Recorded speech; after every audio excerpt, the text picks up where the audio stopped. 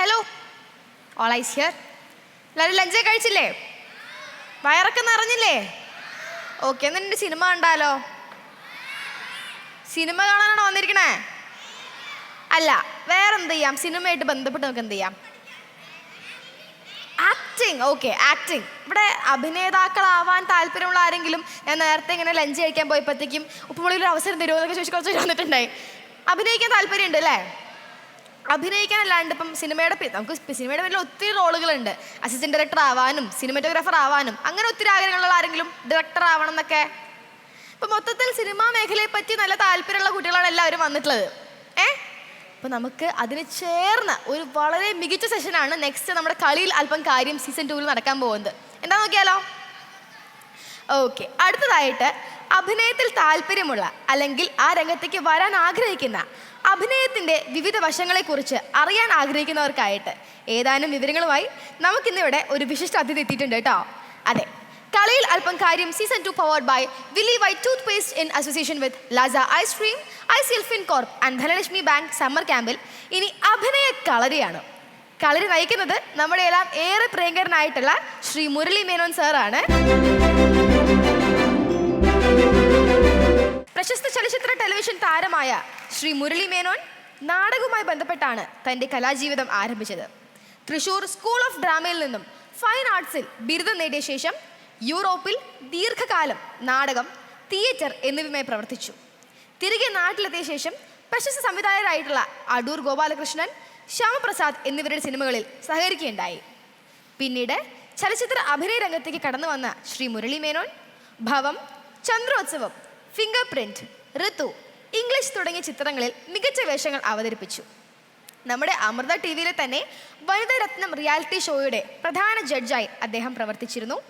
പാലേരി മാണിക്യം ഒരു പാതിര കൊലപാതക കഥ എന്ന ചിത്രത്തിൻ്റെ അഭിനയ കളരിക്ക് നേതൃത്വം നൽകിയതും സാർ തന്നെയാണ് കേട്ടോ. പിന്നീട് ഋതു, ആമി തുടങ്ങിയ ചിത്രങ്ങൾക്ക് വേണ്ടിയും അഭിനയ കളരി രൂപം നൽകിയത് മുരളി സാറാണ്. അമൃത TVയുടെ ദി ബെസ്റ്റ് ആക്ടർ എന്ന റിയാലിറ്റി ഷോയിൽ മത്സരാർത്ഥികൾക്കായി പരിശീലനം നൽകിയ ശ്രീ മുരളി മേനോൻ സാറിൻ്റെ ശിക്ഷകങ്ങൾ നമുക്ക് എല്ലാവർക്കും അറിയാം. ഏറ്റവും പ്രിയപ്പെട്ട സുരഭി ലക്ഷ്മി ചേച്ചി, സിദ്ധാർത്ഥ് ശിവ, മുസ്തഫ എന്ന് തുടങ്ങി ഇപ്പോൾ നമ്മുടെ സിനിമാ ഫീൽഡിൽ കത്തി നിൽക്കുന്ന ഒത്തിരി നല്ല ഡയറക്ടേഴ്സിനും ഒത്തിരി ആർട്ടിസ്റ്റുകൾക്കൊക്കെ അദ്ദേഹത്തിൻ്റെ ശിക്ഷണത്തിലാണ് അവരൊക്കെ വന്നത്. അപ്പോൾ നമുക്ക് നല്ലൊരു കൈയോടെ തന്നെ സാറിനെ വേദിയിലേക്ക് സ്വാഗതം ചെയ്യാം. Welcoming to stage Murali Menon sir.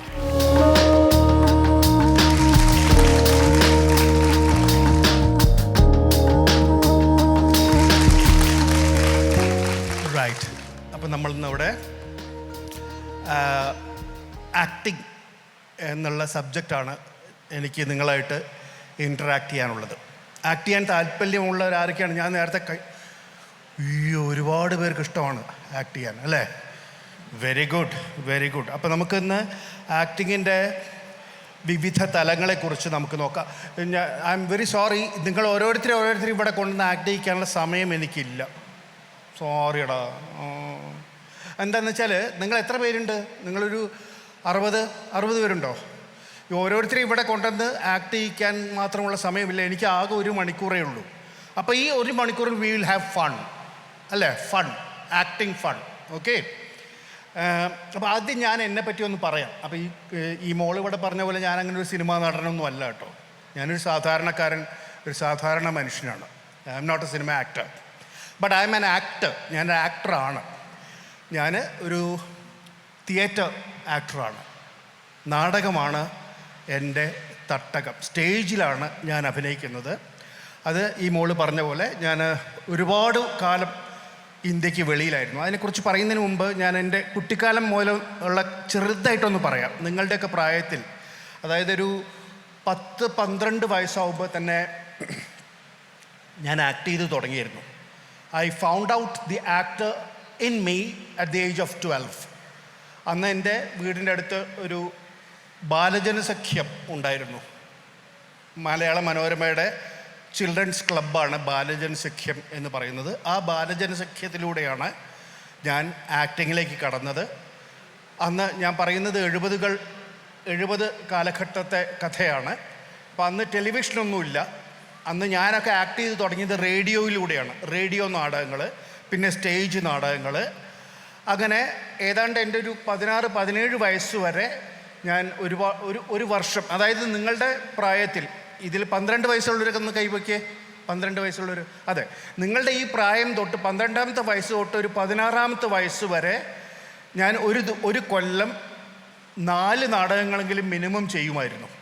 അങ്ങനെയാണ് ഞാൻ ഒരു ആക്ടർ ആവുന്നത്. And whenever I was on stage I was A confident person. സ്റ്റേജിൽ കയറുമ്പോഴെല്ലാം ഞാൻ വളരെ കോൺഫിഡൻ്റ് ആയിരുന്നു. അങ്ങനെ എൻ്റെ അന്ന് +1 +2 അല്ല, അന്ന് പ്രീ ഡിഗ്രിയാണ്. ആ പ്രീ ഡിഗ്രി കഴിഞ്ഞ ഉടനെ ഞാൻ കോഴിക്കോടാണ് ഞാൻ ജനിച്ചതും വളർന്നതുമൊക്കെ. പ്രീ ഡിഗ്രി കഴിഞ്ഞ ഉടനെ ഞാനിവിടെ തൃശ്ശൂർ ഏതാ സ്ഥാപനത്തിൻ്റെ പേര്? School of drama. ഇവിടെ അരനാട്ടുകര ലാലൂരിൽ സ്കൂൾ ഓഫ് ഡ്രാമ എന്ന് പറഞ്ഞൊരു സ്ഥാപനമുണ്ട്. അവിടെയാണ് ഞാൻ എൻ്റെ ഗ്രാജുവേഷൻ ചെയ്തത്. ആക്ടിങ്ങിലാണ് ഞാൻ എൻ്റെ ഗ്രാജുവേഷൻ ചെയ്തത്. ആ ഗ്രാജുവേഷന് ശേഷം വീണ്ടും ഞാൻ തൃശ്ശൂരിൽ ഒരു 4-5 കൊല്ലം അവിടെ ആസ് എൻ ആക്ടർ ഞാൻ ആ സ്കൂൾ ഓഫ് ഡ്രാമയിൽ തന്നെ വർക്ക് ചെയ്തു. അതിനുശേഷമാണ് എൻ്റെ സ്കൂൾ ഓഫ് ഡ്രാമയിലൊക്കെ പഠിക്കുന്ന കാലഘട്ടത്തിൽ എൻ്റെ ഏറ്റവും വലിയ ഡ്രീം, എൻ്റെ ഏറ്റവും വലിയ ആംബിഷൻ എന്ന് പറയുന്നത് ഇൻ്റർനാഷണലി ലോകം മുഴുവനും നടന്ന് നാടകം ചെയ്യണം എന്നുള്ളതായിരുന്നു. പക്ഷേ അന്ന് ഞാൻ ആ സ്വപ്നം കാണുന്ന സമയത്ത് അത് തീർത്തും ഉട്ടോപ്യൻ ആയിട്ടുള്ളൊരു സ്വപ്നമായിരുന്നു. What is utopian?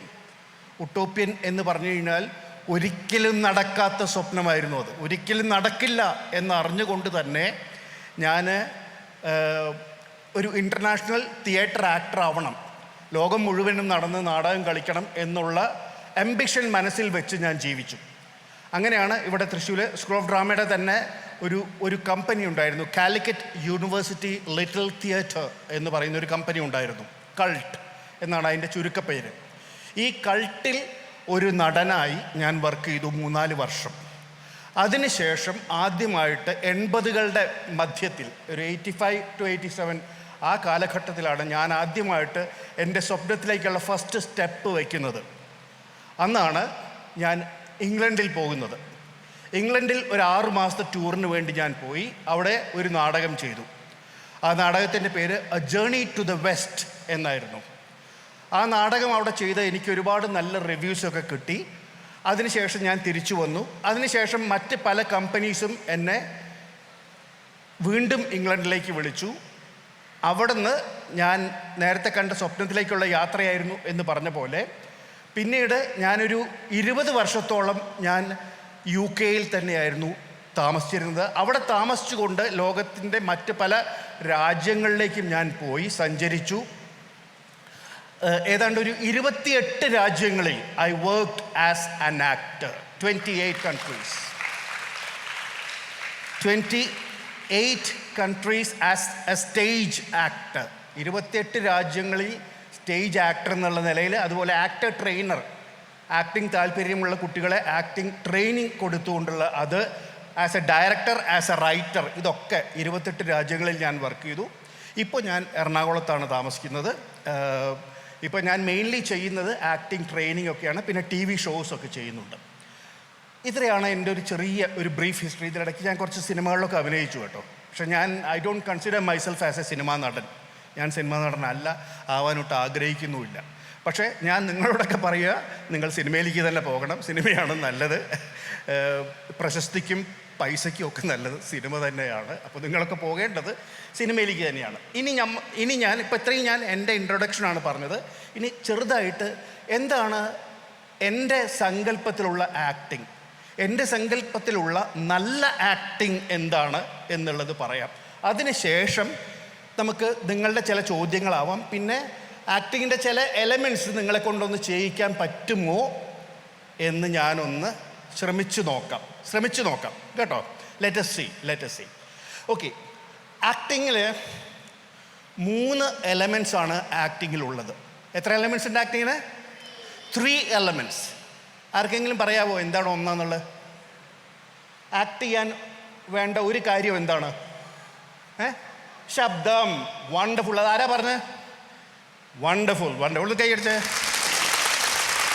അപ്പോൾ ആക്ടിങ്ങിന് വേണ്ട ഒരു എലമെൻറ്റ് ഈസ് സൗണ്ട്, വോയിസ്. മറ്റൊരു എലമെൻ്റ് എന്താണ്? ഭാവം എവിടെ നിന്നാണ് വരുന്നത്?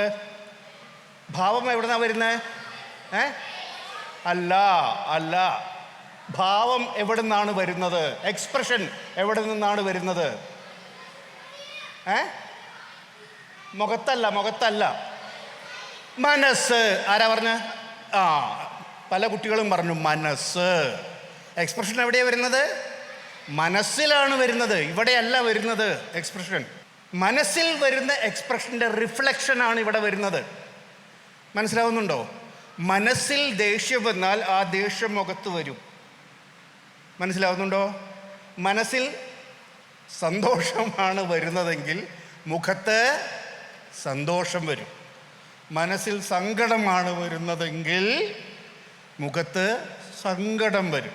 അപ്പം എവിടെ മുഖത്തും കയ്യിലും കാലിലും ഒക്കെയും എക്സ്പ്രഷൻ വരും. പക്ഷേ മെയിനായിട്ട് എക്സ്പ്രഷൻ വരുന്നത് എവിടെയാണ്? മനസ്സിലാണ്. അപ്പം അവിടെയാണ് the pin point of acting. മനസ്സ്. ഉള്ളുകൊണ്ട് നിങ്ങൾ ആ കഥാപാത്രമായിട്ട് മാറുക, ഉള്ളുകൊണ്ട് നിങ്ങൾ ആ എമോഷനിലേക്ക് പോവുക. അപ്പോഴാണ് നിങ്ങളൊരു നല്ല നടനോ ഒരു നല്ല നടിയോ ആവുന്നത്. അപ്പോൾ 2 എലമെൻറ്റ്സ് നമ്മൾ പറഞ്ഞു. ഇനി ഒരു എലമെൻ്റ് കൂടി ഉണ്ട് ആക്ടിങ്ങിന്. എന്താ? വേഷമല്ല. നമ്മൾ പറഞ്ഞു ശബ്ദം, വോയിസ്, മൈൻഡ്. ഇനി ഒരു സാധനം കൂടി ഉണ്ട് ആക്ടിങ്ങിന്. ഞാൻ പറയട്ടെ, ശരീരം നമ്മൾ വേണ്ടേ? നമ്മളില്ലാതെ എങ്ങനെ ആക്ട് ചെയ്യുന്നത്? നമ്മളുടെ ബോഡി വേണ്ടേ? മനസ്സിലാവുന്നുണ്ടോ? അപ്പോൾ ഏതൊക്കെയാണ് 3 എലമെൻറ്റ്സ്? ഞാൻ അതിൻ്റെ ഓർഡറിൽ പറയാം. ബോഡി, പറയൂ, mind and voice. Body, mind and voice. അപ്പോൾ ഈ 3 എലമെൻറ്റ്സിനെ, അപ്പോൾ നിങ്ങൾ പറഞ്ഞ വേഷം എന്ന് പറയുന്നത് ബോഡിയിലേക്കാണ് വരുന്നത്. നിങ്ങൾ പറഞ്ഞ ഡയലോഗ് എന്ന് പറയുന്നത് വോയിസ് ആണ്. അപ്പോൾ ഈ 3 എലമെൻറ്റ്സിനെ നമ്മൾ സ്വായത്തമാക്കി കഴിഞ്ഞാൽ, നമ്മൾ നമ്മുടെ കൺട്രോളിലാക്കി കഴിഞ്ഞാൽ, യു ബിക്കം ആൻ ആക്ടർ.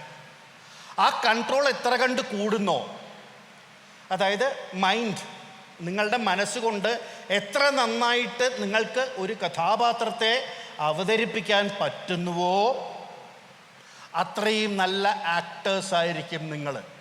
അപ്പോൾ ഇത് ഉള്ളിൽ നിന്ന് വരണം.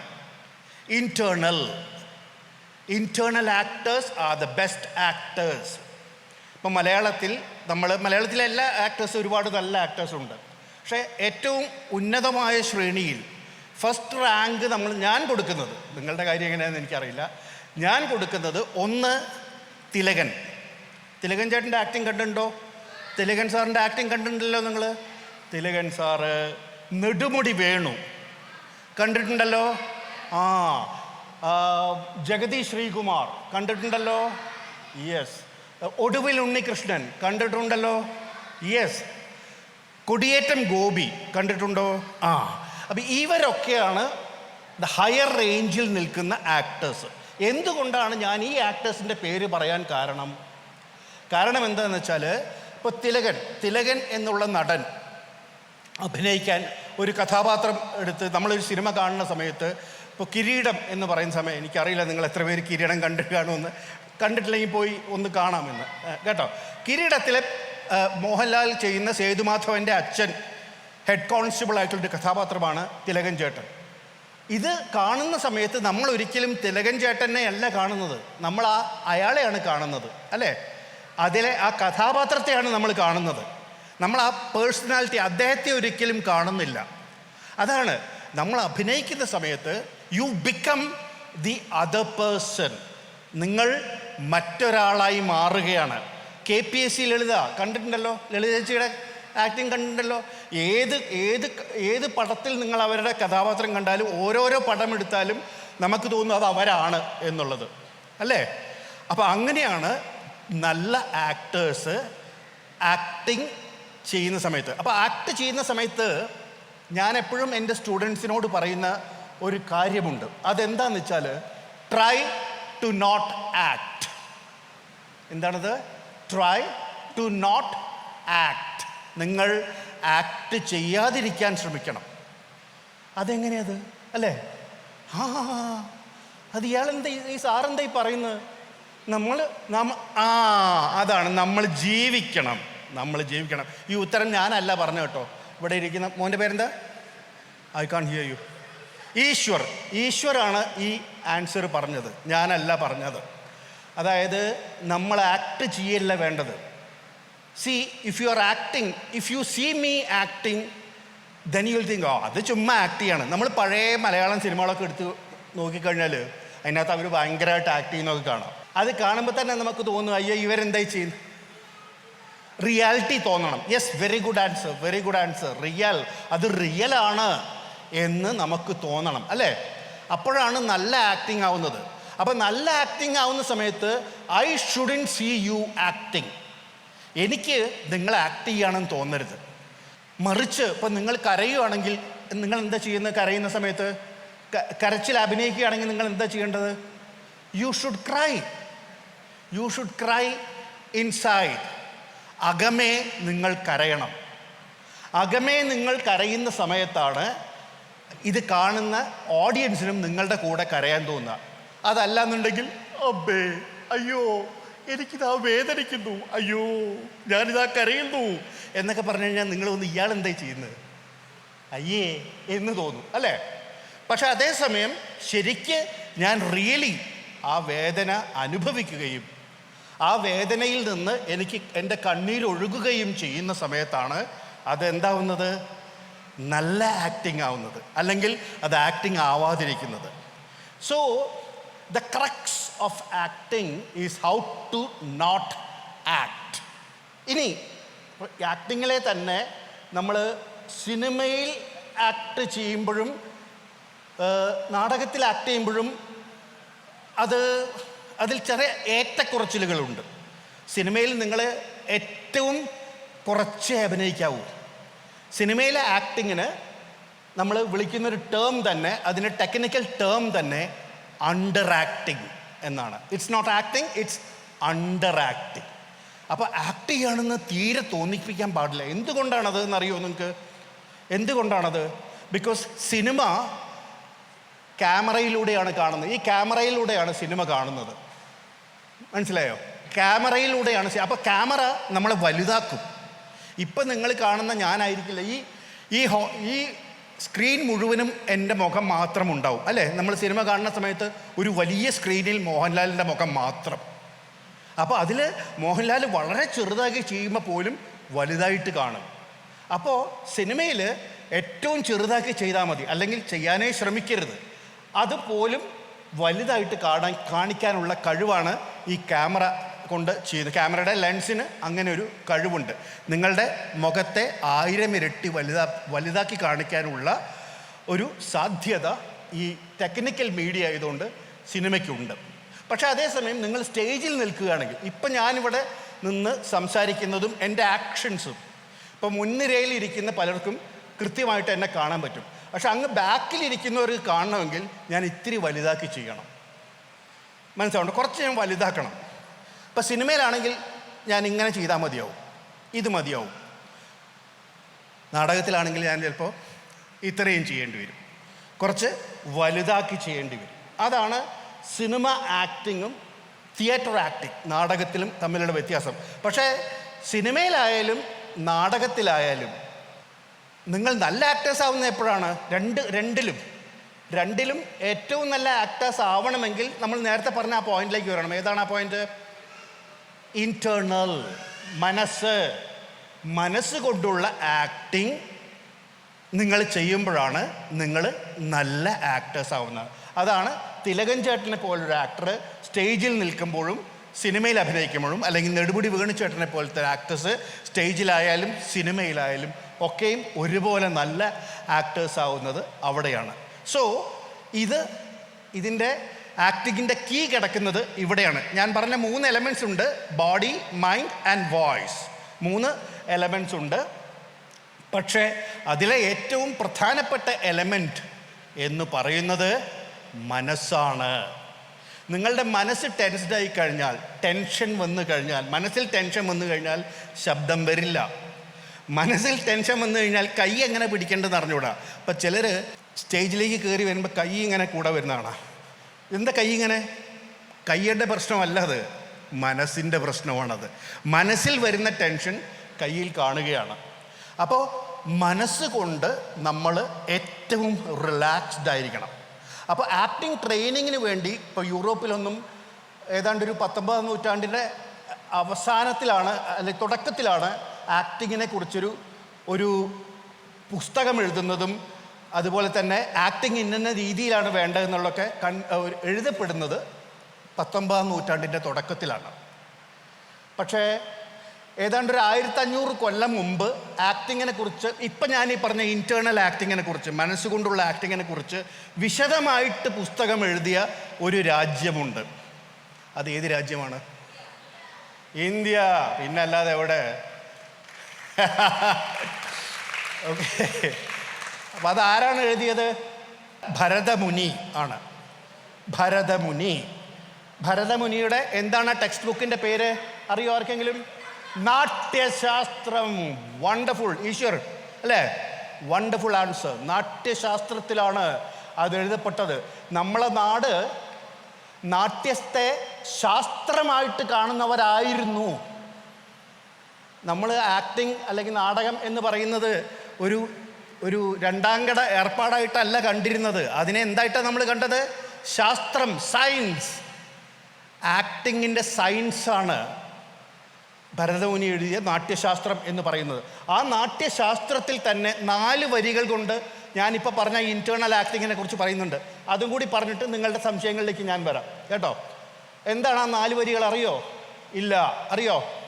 ആർക്കെങ്കിലും അറിയോ? 4 വരികളിൽ എങ്ങനെയാണ് നാട്യശാസ്ത്രത്തിൽ ഭരതമുനി ആക്ടിങ്ങിനെ കുറിച്ച് 4 വരികളിൽ പറഞ്ഞിട്ടുള്ള അറിയോ? എങ്ങനെയാണെന്ന് ഞാൻ പറഞ്ഞുതരാം. യഥോ ഹസ്ത സ്തോ ദൃഷ്ടി, യഥോ ദൃഷ്ടി സ്തോ മന, യഥോ മന സ്തോ ഭാവ, യഥോ ഭാവ സ്തോ രസ. എന്ന് പറഞ്ഞാൽ എന്താണ്? യഥോ ഹസ്ത സ്തോ ദൃഷ്ടി, കൈ പോകുന്നിടത്ത് കണ്ണ് പോവുകയും, യഥോ ദൃഷ്ടി സ്തോ മന, കണ്ണ് പോകുന്നിടത്ത് മനസ്സ് പോവുകയും. അത് ഞാൻ അണ്ടർലൈൻ ചെയ്യാം. യഥോ മന സ്തോ ഭാവ, മനസ്സ് പോകുന്നിടത്താണ്, മനസ്സിലാണ് ഭാവം വരുന്നത്. ഏതോ ഭാവ സ്തോ രസ, രസമാണ് അങ്ങോട്ട് തരുന്നത്. എവിടുന്ന്? മനസ്സിൽ നിന്ന്. ഇത് എത്ര കാലം മുമ്പ് എഴുതിയാണ്? 1500 കൊല്ലം മുമ്പ് നമ്മൾ എഴുതിയിട്ടുണ്ടത്. ഇത് ഇന്ന് യൂറോപ്പിൽ നിന്ന് ഒരാൾ പറയുമ്പോൾ നമ്മൾ അത് ശരി, മനസ്സെന്നാണ് വരുന്നതല്ലേ. കാരണം വെള്ളക്കാരൻ പറഞ്ഞുകൊണ്ട് വലിയ കാര്യമായി. പക്ഷെ ഇത് നമ്മൾ നേരത്തെ പറഞ്ഞിട്ടുള്ളതാണ്, നമ്മുടെ ടെക്സ്റ്റ് ബുക്കിലുള്ളതാണിത്. Okay. So these are my എൻ്റെ ഒരു കോൺസെപ്റ്റ് ഓഫ് ആക്ടിങ് എന്ന് പറയുന്നത് ഇതാണ്. നമുക്ക് കുറച്ച് ചോദ്യങ്ങളാവാം. ഈ ചോദ്യങ്ങൾക്ക് ശേഷം നമുക്ക് ജസ്റ്റ് ശബ്ദം കൊണ്ട് മാത്രം എങ്ങനെ ആക്ട് ചെയ്യുക എന്നുള്ളതും നോക്കാം. ഓക്കെ. അപ്പോൾ ആദ്യം വേണ്ടത് എന്താണ്? നിങ്ങളുടെ ചോദ്യങ്ങളാണ്. ഓക്കെ. ഈശ്വർ വരാം. നിങ്ങൾക്ക് ഓരോരുത്തർക്കും മൈക്ക് കിട്ടും. അന്നേരം ചോദ്യങ്ങൾ കുറച്ച് ചോദ്യങ്ങൾ. പിന്നെ അതിന് ശേഷം നമുക്ക് ശബ്ദം കൊണ്ട് എങ്ങനെയൊക്കെ how can you express through just your sound എന്നുള്ളത് നോക്കാം. ശബ്ദം കൊണ്ട് മാത്രം എങ്ങനെ ഭാവം പ്രകടിപ്പിക്കാം എന്നുള്ള മാത്രം. വോയിസിൻ്റെ ഒരു ട്രെയിനിങ്, ചെറിയൊരു ട്രെയിനിങ്, ചെറുത് കേട്ടോ. ഓക്കെ. ആരാദ്യം ചോദിക്കുന്നത്? ഈശ്വർ. സാർ, ഞാനാണെങ്കിൽ കുറച്ച് നാളുകൾക്ക് മുമ്പ് അക്ഷരമുറ്റം എന്നൊരു ക്വിസിൽ എനിക്ക് സ്റ്റേറ്റിൽ ഫസ്റ്റ് ആയിരുന്നു. എന്തില്? അക്ഷരമുറ്റം എന്നൊരു ക്വിസില്. ഓക്കെ. അതിലെനിക്ക് മോഹൻലാൽ സാറാണ് സമ്മാനം തന്നത്. അപ്പോ സാർ മോഹൻലാൽ സാറിനോട് ചന്ദ്രോത്സവം സിനിമയിൽ അഭിനയിച്ചിട്ടുണ്ടായിരുന്നു. അതിൽ ഭീമൻ രഘു സാറിനെ വെട്ടുന്ന എന്നെ അടിച്ച് പഞ്ചറാക്കി നാശമാക്കി ഭീമൻ. അപ്പൊ ആ ഒരു സീൻ ചെയ്യുന്ന സമയത്ത് സാറിന് എങ്ങനെയാണ് സാറിന്റെ ആ ഒരു സമയത്തെ സാറിന് എന്താണ് അങ്ങനെ അഭിനയിക്കാൻ വേണ്ടിയിട്ട് സാർ എന്തൊക്കെയാണ് ചെയ്യുന്നത്? ആ പാടത്തിട്ടിട്ടാണ് ഈ ഭീമൻ രഘുചേട്ടനെ എന്നെ അങ്ങ് അടിച്ച് കുഴച്ച് നാശമാക്കുന്നു. മോഹൻലാൽ വരുമ്പോഴാണ് ഞാൻ രക്ഷപ്പെടുന്നത്. അപ്പം ഈ ഫൈറ്റ് സീൻസിൽ ആക്ട് ചെയ്യാൻ വളരെ എളുപ്പമാണ് ഈശ്വർ, വളരെ എളുപ്പമാണ്. ഒന്നാമത്തെ കാര്യം, ഈ സിനിമയിൽ കാണുന്ന ഒരു ഇടിയും കുത്തും റിയൽ അല്ല.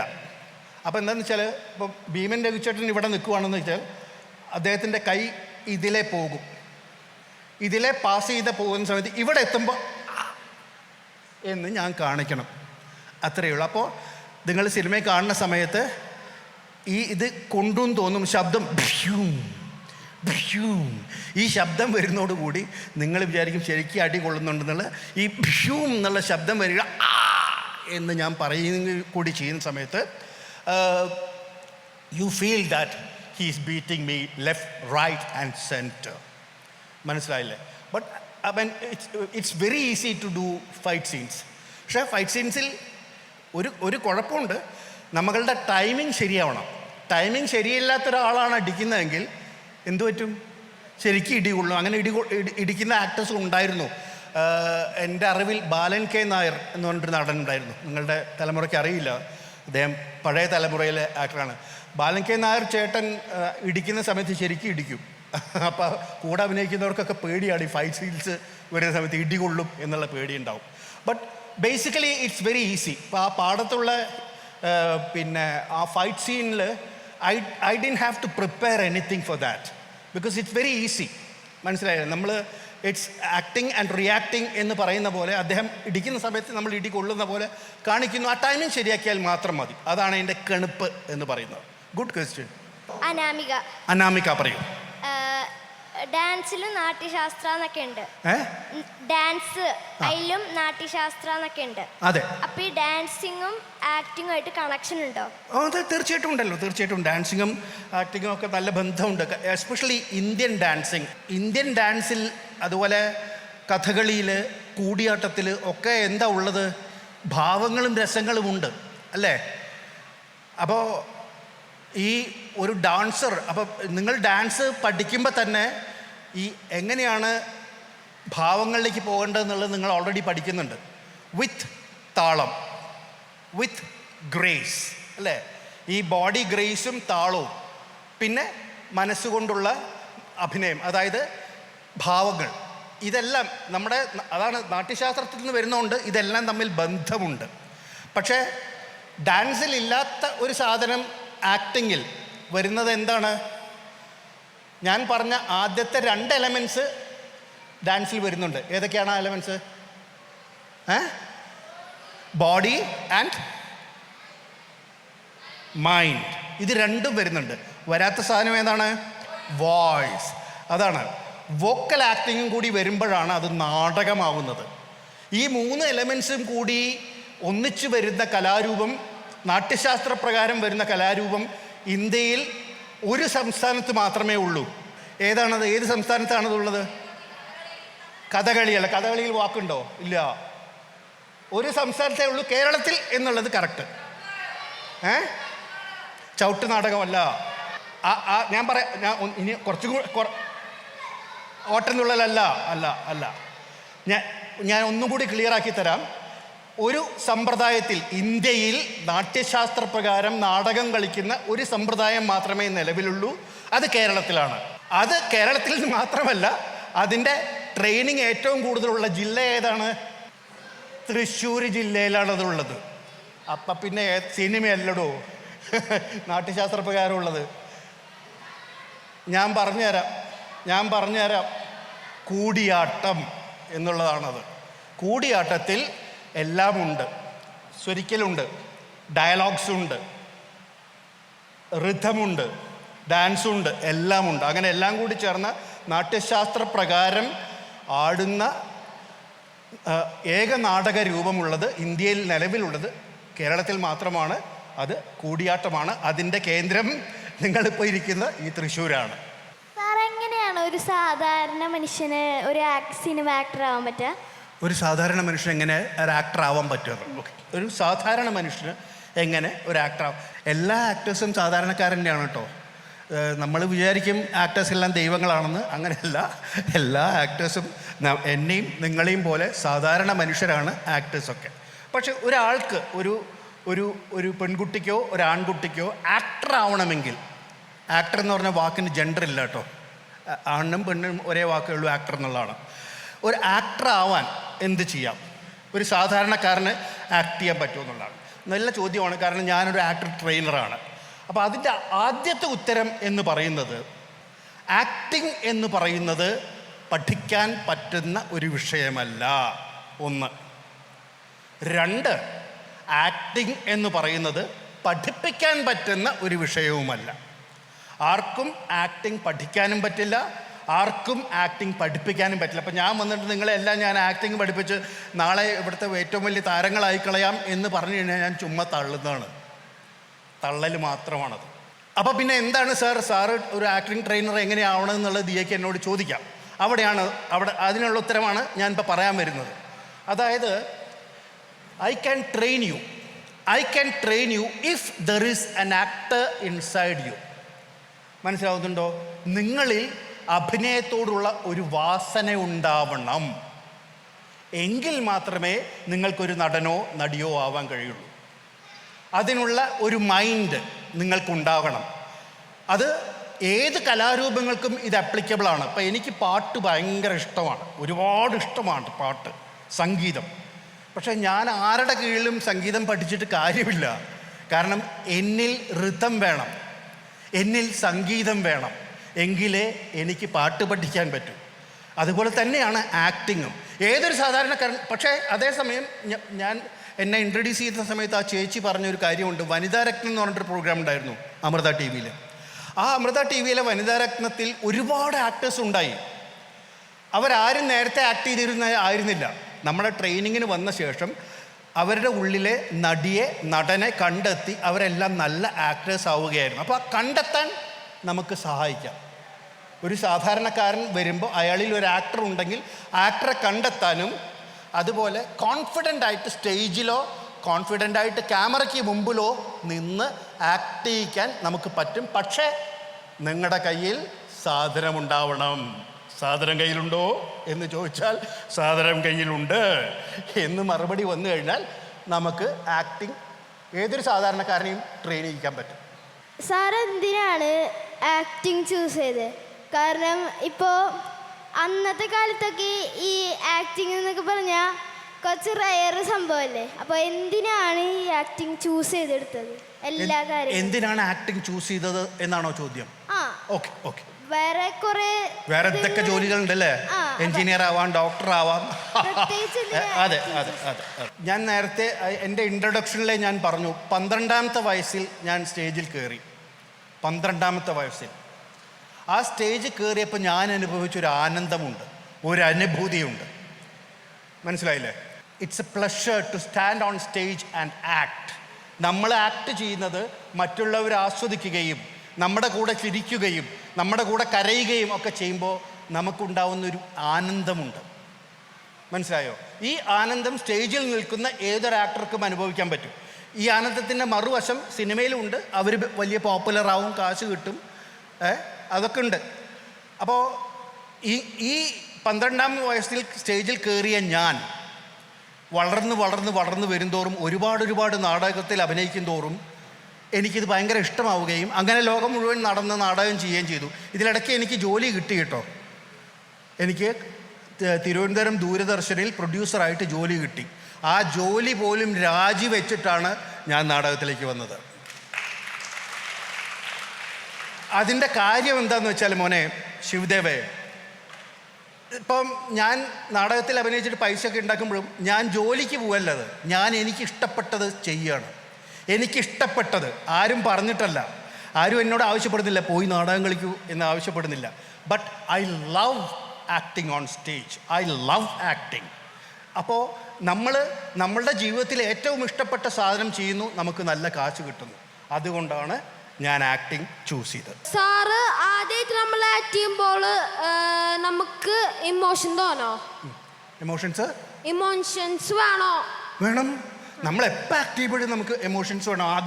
ആദ്യം എന്നല്ല, എപ്പോൾ നമ്മൾ അഭിനയിക്കുമ്പോഴും, എപ്പോൾ നമ്മൾ സ്റ്റേജിൽ കയറി അഭിനയിക്കുന്ന സമയത്തും, എപ്പോൾ നമ്മൾ സിനിമയിൽ അഭിനയിക്കുന്ന സമയത്തും, റിഗാർഡ്ലെസ് യുവർ ഏജ്, ഏത് ഏജിൽ നിങ്ങൾ അഭിനയിക്കുമ്പോഴും എമോഷൻസ് വേണം, കഥാപാത്രമാവണം, എല്ലാം വേണം. ഞാൻ ആദ്യമായിട്ട് ചെയ്ത കഥാപാത്രം എന്ന് പറയുന്നത് കൊടുങ്ങല്ലൂർ കുഞ്ഞുകുട്ടൻ തമ്പുരാൻ എന്ന് പറഞ്ഞൊരു കവിയുണ്ട്, കേട്ടിട്ടുണ്ടോ?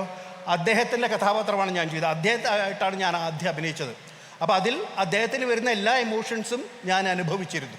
അപ്പോൾ നമുക്കൊരു ആക്ടർ ആവണമെങ്കിൽ ഒരു ആക്ടിങ് സ്കില്ല് വേണം. അപ്പോൾ ഒരു നോർമൽ പേഴ്സണിൽ ആക്ടിങ് സ്കില്ലുണ്ടെന്ന് നമുക്ക് എങ്ങനെ മനസ്സിലാവും? അതെ, വെരി ഗുഡ് ക്വസ്റ്റ്യൻ. ഇത് ഇപ്പം ഞാൻ നേരത്തെ പറഞ്ഞില്ലേ വനിതാ രത്നം എന്ന് പറഞ്ഞ പരിപാടി. ഈ വനിതാ രത്നം ആദ്യം ടെലികാസ്റ്റ് ചെയ്യുന്നതും ആദ്യം അവസാനം ഒരു 5-6 സീസൺ ഉണ്ടായിരുന്ന അമൃത ചാനലിൽ മാത്രമാണ്. പിന്നെ അമ്മമാരായ സ്ത്രീകൾക്ക് വേണ്ടിയിട്ടായിരുന്നു ആ programme. And they were all normal persons. ഇപ്പം നേരത്തെ പറഞ്ഞ ആ നോർമൽ പേഴ്സൺസ് എന്ന് പറയുന്ന ആ കാറ്റഗറിയിൽ വരുന്നവരായിരുന്നു ആർത്തി അന്ന് വന്ന വനിതാ രത്നത്തിൽ വന്ന എല്ലാ സ്ത്രീകളും. They didn't even know that they could act. അവർ ജീവിതത്തിൽ ചിലരൊക്കെ ഡാൻസൊക്കെ പഠിച്ചിട്ടുണ്ട്, പക്ഷേ they have never acted before. അപ്പോൾ അവരെ നമ്മളൊരു വർക്ക്ഷോപ്പിലൂടെ കൊണ്ടുപോവുകയാണ്. അങ്ങനെ കൊണ്ടുപോകുന്ന സമയത്ത് അവരിലുള്ള ആക്ടേഴ്സിനെ അവർ കണ്ടെത്തുകയാണ്. ഇപ്പോൾ എൻ്റെ മുന്നിൽ വരുന്ന കുട്ടികൾക്ക് ആക്ട് ചെയ്യാൻ താല്പര്യമുണ്ടെങ്കിൽ definitely in 10 minutes I can tell you whether you are a good actor or not, whether there is an actor inside you or not.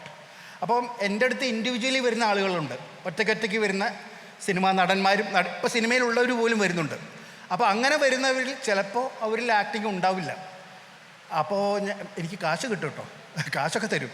പക്ഷേ അപ്പോൾ അവരോട് ഞാൻ പറയും, ഇത് നിങ്ങളുടെ കയ്യിൽ ഈ സാധനമില്ല, അതുകൊണ്ട് ചെയ്തിട്ട് കാര്യമില്ല എന്ന് ഞാൻ. ചിലരിൽ ഉണ്ടാവില്ല, ആഗ്രഹം മാത്രമായിരിക്കും, എങ്ങനെയെങ്കിലും നാളെ വിളിക്കുമ്പോൾ ഒരു സിനിമാ നടനാവണേ എന്നുള്ള ആഗ്രഹമുള്ളവരായിരിക്കും ഒരുപാട് പേര്. പക്ഷേ അവരുടെ കയ്യിൽ ആക്ടിങ് ഇല്ലെങ്കിൽ നമ്മൾ അവരോട് പറയും, പക്ഷേ നമുക്ക് കണ്ടുപിടിക്കാൻ പറ്റും. But I believe that there will be N element of acting in every people. എല്ലാവരിലും ഒരു ആക്ടർ ഉണ്ടെന്ന് വിശ്വസിക്കാനാണ് എനിക്കിഷ്ടം. ഇപ്പം നമ്മളെല്ലാവരും കൊച്ചുകുട്ടികളാവുമ്പോൾ, നിങ്ങൾ കൊച്ചുകുട്ടികളാണ് ഓൾറെഡി ആവുമ്പോൾ, നമ്മുടെ അമ്മമാരൊക്കെ അടിച്ചിട്ട് ഞാൻ എന്ന് പറയും അല്ലേ? അത് ദേഷ്യം കൊണ്ടൊന്നുമല്ല, അവർ ആക്ട് ചെയ്യുന്നതാണത്. മനസ്സിലായി? അവരടിക്കാനൊന്നും പോകുന്നില്ല, പക്ഷെ പേടിപ്പിക്കുകയാണത്.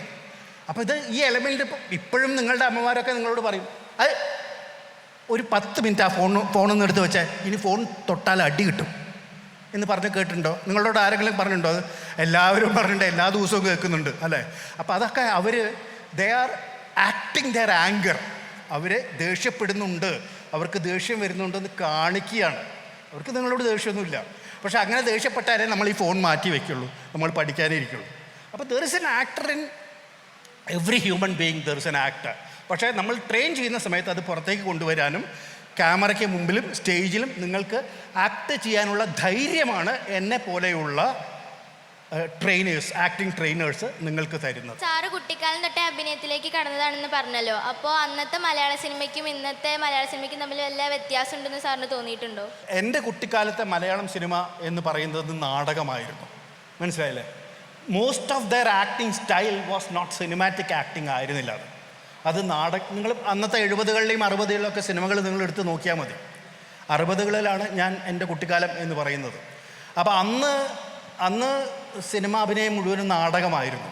ഇന്ന് കഴിഞ്ഞൊരു 10-20 വർഷമായിട്ട്, അല്ലെങ്കിൽ 10-30 വർഷം തന്നെ പറയാം, ആയിട്ട് ഒരുപാട് മാറ്റമുണ്ട്. ഞാൻ നേരത്തെ പറഞ്ഞ പോലെ സിനിമയിൽ ഇത്രയൊന്നും അഭിനയിക്കേണ്ട കാര്യമില്ല. സിനിമയ്ക്ക് ലെൻസുണ്ട്. അപ്പോൾ ലെൻസ് വരുന്ന സമയത്ത് നമ്മുടെ മുഖം ഇത്ര വലുതാകും. അങ്ങനെ വലുതാവുന്ന സമയത്ത് നമ്മൾ ചെയ്യുന്ന ആക്ടിങ് കുറച്ച് ചെയ്താൽ മതി, അത് എഫക്റ്റീവായിട്ട് സിനിമയിൽ കാണാൻ പറ്റും എന്നുള്ള ഒരു ബോധോദയമൊക്കെ ഉണ്ടായത് ഈ ഒരു 10-20-25 കൊല്ലത്തിലിടയ്ക്കാണ്. അതുവരെ ഉണ്ടായിരുന്ന ആക്ടിങ് സ്റ്റൈൽ എന്ന് പറയുന്നത് സിനിമ ആക്ടിങ് സ്റ്റൈൽ തീരെ കുറവായിരുന്നു. സിനിമയിൽ പോലും നാടകത്തിൽ അഭിനയിക്കുന്ന പോലെയാണ് 60കളിലും 70കളിലും ഒരു പരിധി വരെ 80കളിലും ഉണ്ടായിരുന്നത്. ഇപ്പോൾ ഒരുപാട് വ്യത്യാസമുണ്ട്. And it was good. ആ ചേഞ്ച് നല്ലതാണ്. സാറ് ഒരുപാട് നാടകങ്ങളിലും സിനിമകളിലൊക്കെ അഭിനയിച്ചിട്ടില്ലേ? ആ അഭിനയിച്ചിട്ടുള്ള സാറിൻ്റെ ഫേവറേറ്റ് ക്യാരക്ടർ ഏതാ? ഞാൻ ചെയ്ത സിനിമയെക്കാളും മോനെ ഞാൻ ഏറ്റവും കൂടുതൽ ചെയ്തിട്ടുള്ളത് നാടകമാണ്. അപ്പോൾ നാടകത്തിലെ ക്യാരക്ടേഴ്സാണ് എനിക്കിഷ്ടം. പക്ഷേ ഞാൻ ചെയ്ത സിനിമകളിൽ എനിക്ക് ഏറ്റവും ഇഷ്ടപ്പെട്ട 1-2 ക്യാരക്ടേഴ്സ് ഉണ്ട്. ഒന്ന് ചന്ദ്രോത്സവത്തിലെ കഥാപാത്രമാണ് ഒന്ന് ഇഷ്ടമായത്.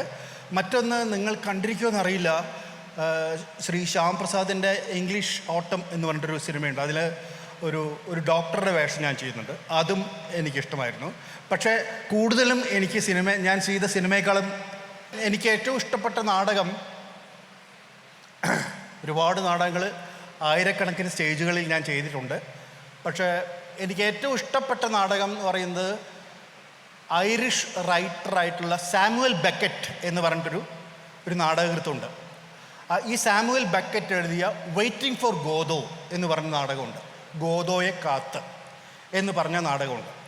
ഈ നാടകം ഞാൻ തൃശ്ശൂരൊക്കെ ഒരുപാട് കളിച്ചിട്ടുള്ളത്, പക്ഷേ നിങ്ങളൊക്കെ ജനിക്കുന്നതിന് മുമ്പാണെന്നേ ഉള്ളൂ. ഈ നാടകത്തിനകത്ത് എസ്ട്രഗൺ എന്ന് പറഞ്ഞൊരു കഥാപാത്രമുണ്ട്. ഞാൻ ഇന്നും എനിക്ക് ചെയ്യാൻ ഏറ്റവും ഇഷ്ടമുള്ളൊരു കഥാപാത്രം ഈ വെയിറ്റിംഗ് ഫോർ ഗോദോയിലെ എസ്ട്രഗൺ എന്ന് പറഞ്ഞ കഥാപാത്രമാണ്. ആദ്യം പ്രൊഡ്യൂസറായിട്ട് ജോലി കിട്ടിയിട്ട് എന്താണ് നാടകത്തേക്ക് തിരിച്ചു പോകാൻ കാരണം? അതായത് ഈ ജോലി കിട്ടുന്ന സമയത്തൊക്കെയും എൻ്റെ മനസ്സിൽ നാടകമാണ് ഉള്ളത്. അപ്പോൾ ജോലിക്കൊരു ഗുണമുണ്ട് നമുക്ക്, എസ്പെഷ്യലി സർക്കാർ ജോലിയാണ്, കേന്ദ്ര സർക്കാർ ജോലിയാണ്, നല്ല ശമ്പളം കിട്ടും, നല്ല പെൻഷനും കിട്ടും. പക്ഷേ അതേസമയം ഈ ജോലി കിട്ടുന്ന സമയത്തൊക്കെ ഞാൻ നാടകങ്ങൾ ഒരുപാട് കളിച്ച് കഴിഞ്ഞിരുന്നു. അപ്പോൾ ഈ നാടകം കളിക്കാനാണ് എന്നെ യൂറോപ്പിലേക്ക് വിളിക്കുന്നത്. ഇവിടെ കിട്ടുന്നതിനേക്കാളും ഇരട്ടി കാശ് അവിടെ കിട്ടുകയും ചെയ്യും. അതുമാത്രമല്ല, ലോകം മുഴുവൻ കാണുകയും ചെയ്യാം, ലോകത്ത് മുഴുവൻ നടന്ന് നാടകം കളിക്കുകയും ചെയ്യാം. അങ്ങനെ ഒരു ചോയ്സ് വന്നതുകൊണ്ടാണ് ഈ പ്രൊഡ്യൂസറായിട്ടുള്ള ദൂരദർശനിലെ പ്രൊഡ്യൂസറായിട്ടുള്ള ജോലി വേണ്ടാന്ന് വെച്ചിട്ട് ഞാൻ വിദേശ രാജ്യങ്ങളിലേക്ക് പോയത്. ഒന്ന് വോയിസ് എങ്ങനെയാണെന്നുള്ളത് നോക്കാം. ജസ്റ്റ് കുറച്ച് നേരം കേട്ടോ. അപ്പോൾ നിങ്ങളുടെ വോയിസ് അല്ലേ, ശബ്ദം അവിടെ ഉണ്ടല്ലോ അല്ലേ, തൊണ്ടയിൽ ശബ്ദം ഉണ്ടല്ലോ അല്ലേ. അപ്പം നിങ്ങളുടെ വോയിസ് ഇപ്പോൾ എൻ്റെ കയ്യിലാണ്. ഓക്കെ, ഇതിപ്പോൾ നിങ്ങളുടെ തൊണ്ട. ഞാൻ ഈ തുറക്കുമ്പോൾ ശബ്ദം വരും, ശബ്ദം കൂടും, ശബ്ദം കൂടും, ശബ്ദം കൂടും, ശബ്ദം കൂടും, അങ്ങനെ വരണം കേട്ടോ. എവിടെയാണ് നിങ്ങളുടെ ശബ്ദം ഉള്ളത്? ഇവിടെ. ഒന്ന് എല്ലാവരും ശ്രദ്ധിച്ചാൽ നന്നായിരിക്കും. ജസ്റ്റ് ചെറിയ തോതിലുള്ള ഒരു വോയിസ് എക്സസൈസാണിത്. ഓക്കെ, ചെറിയ തോതിലുള്ള. Are you ready? അപ്പോൾ so look at me. Okay, ഇവിടെ എൻ്റെ കൈ ശ്രദ്ധിക്കണേ.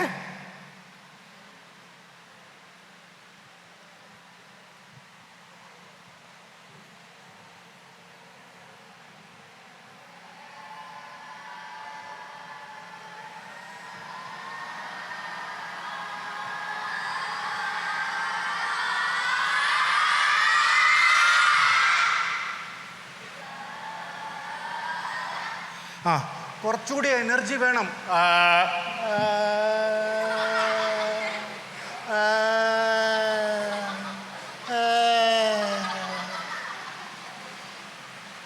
അങ്ങനെയല്ല, നിങ്ങൾ കുട്ടികളല്ലേ, അത് വരും, അത് വേണ്ട. സൗണ്ട്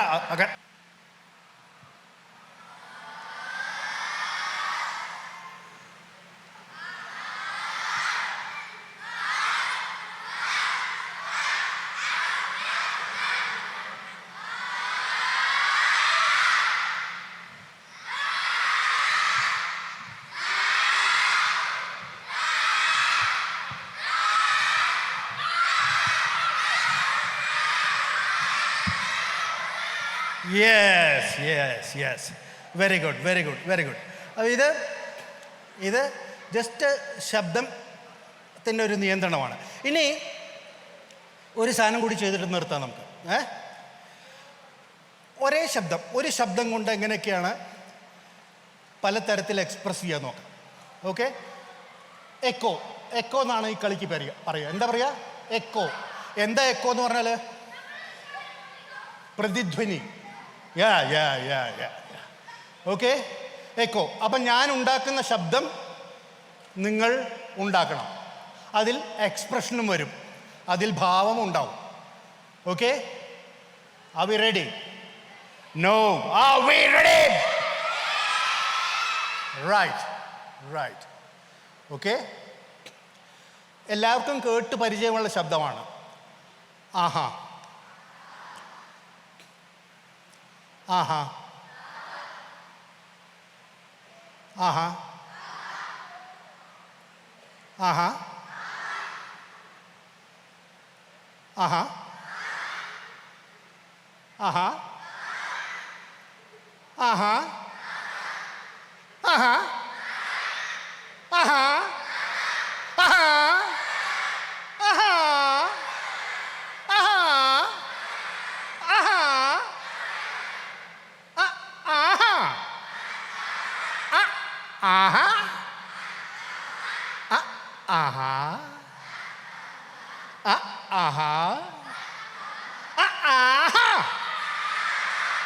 ആഹാ ആഹാ ആഹാ ആഹാ ആഹാ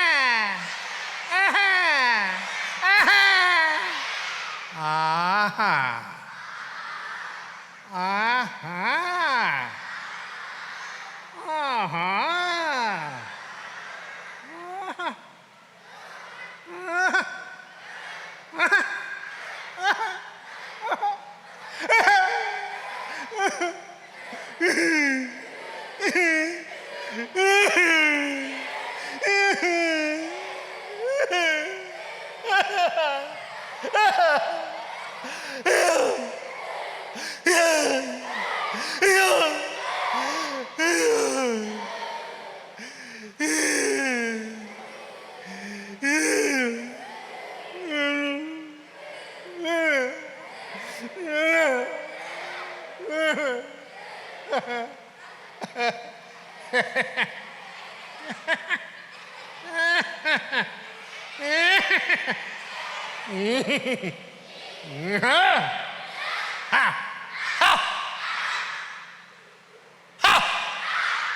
കാട്ടണം, കൈ കാട്ടണം. എന്തിനാ അയാളെ പിടിച്ചു വലിക്കുന്നത്? അതിനാണ് ഞാനിത് കാണിക്കുന്നത്. ആഹാ ആഹാ ആ ആ ആ ആ ആ ആയ അയ്യ അയ്യയ്യ അയ്യയ്യയ്യയ്യ അയ്യയ്യയ്യയ്യ അയ്യയ്യയ്യയ്യ അയ്യയ്യയ്യയ്യ അയ്യയ്യയ്യയ്യ അയ്യയ്യയ്യയ്യ അയ്യേ അയ്യേ അയ്യേ അയ്യേ അയ്യയ്യയ്യയ്യ അയ്യയ്യയ്യയ്യ അയ്യയ്യയ്യയ്യ അയ്യയ്യയ്യയ്യ അയ്യയ്യയ്യ അയ്യയ്യയ്യ ഔവ ഔവ ഔവ്വേ ഔവ്വേ ഔവ ഔവ ഓ